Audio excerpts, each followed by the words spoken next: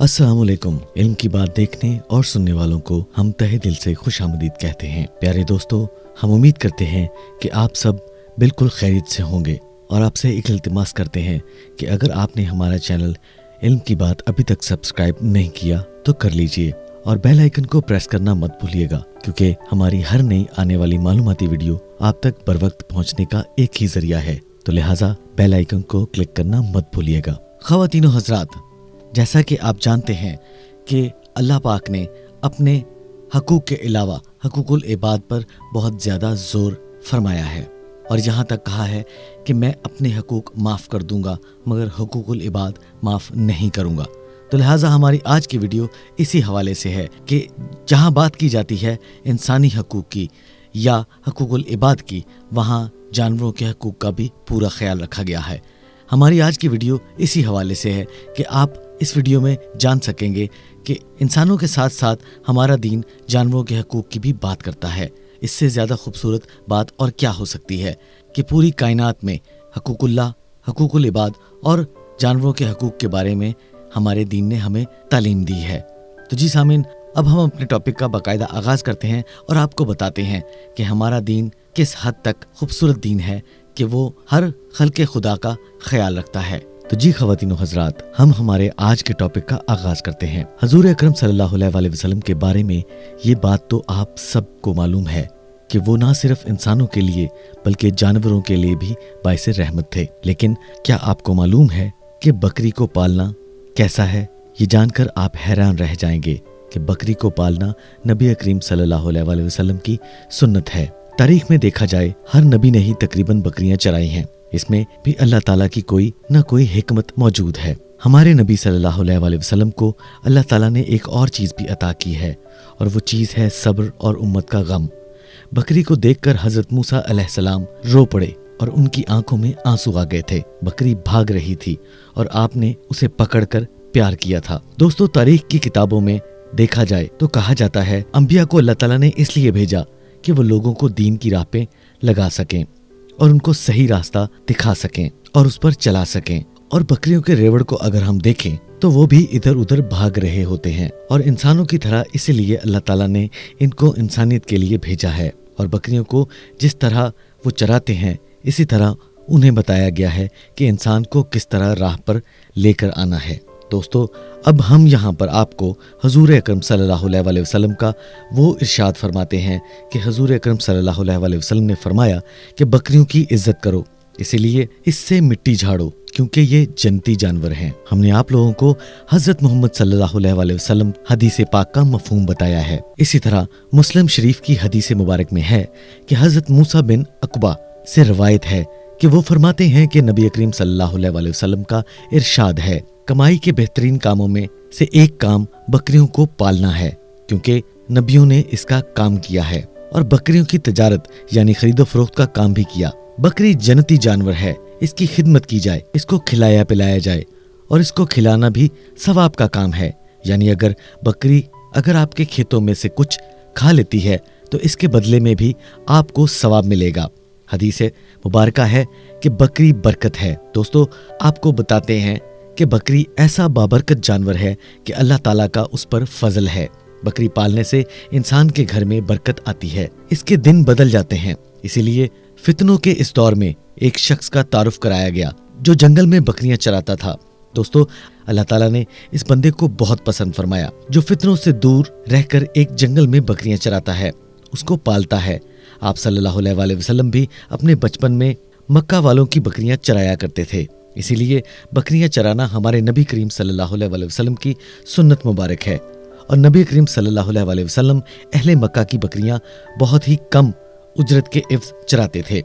नबी करीम सल्लल्लाहु अलैहि वसल्लम ने इरशाद फरमाया कि अपने घरों में बहुत से जानवर रखो क्योंकि शयातीन इनकी मौजूदगी में तुम्हारे बच्चों को नुकसान नहीं पहुंचाते, उनके बच्चे उनके साथ खेलते हैं। घर में जो बेबरकती होती है वो बरकत में तब्दील हो जाती है, यानी घर की बेबरकत चीजों का खात्मा हो जाता है और घर में बरकत हो जाती है। बकरी इंसान के लिए बहुत अच्छी चीज है।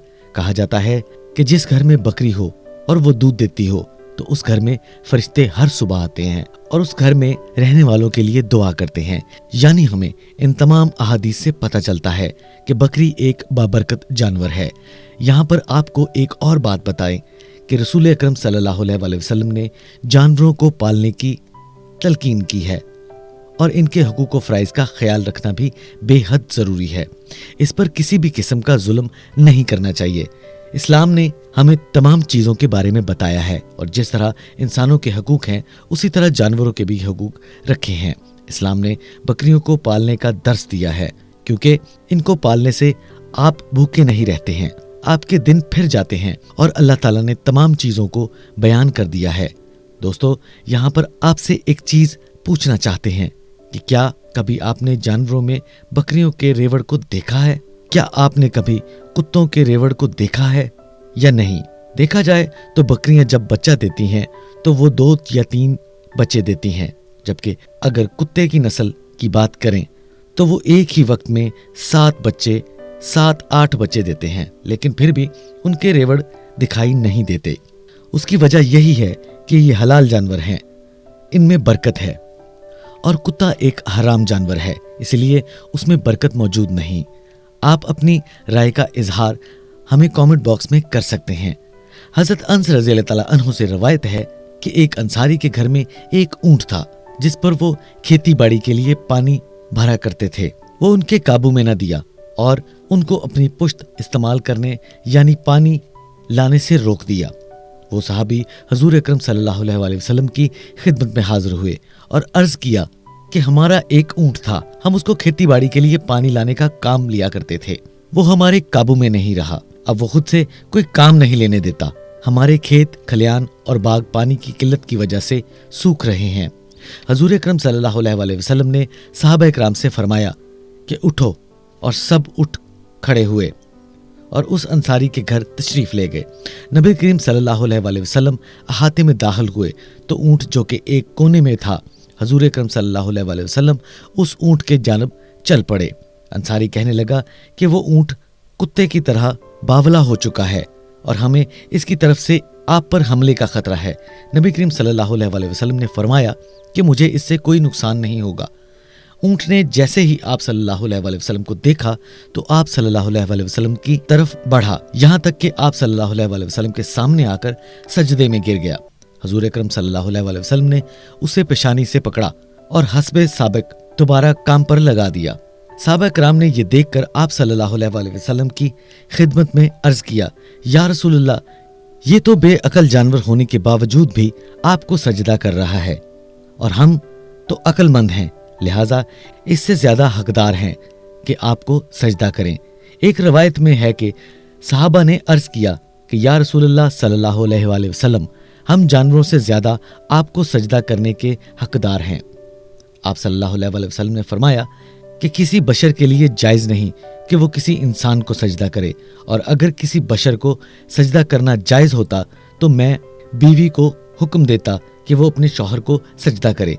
ख़वातीनो हज़रात, यहाँ हम आपको एक और वाक़या बताते हैं कि हज़रत आयशा रज़ी अल्लाह तआला अन्हा बयान करती हैं कि हुज़ूर अकरम सल्लल्लाहु अलैहि वसल्लम महाजरीन और अंसारी की एक जमात में तशरीफ़ फरमा थे कि ऊँट आया और आप सल्लल्लाहु अलैहि वसल्लम के सामने सजदा रेज हो गया।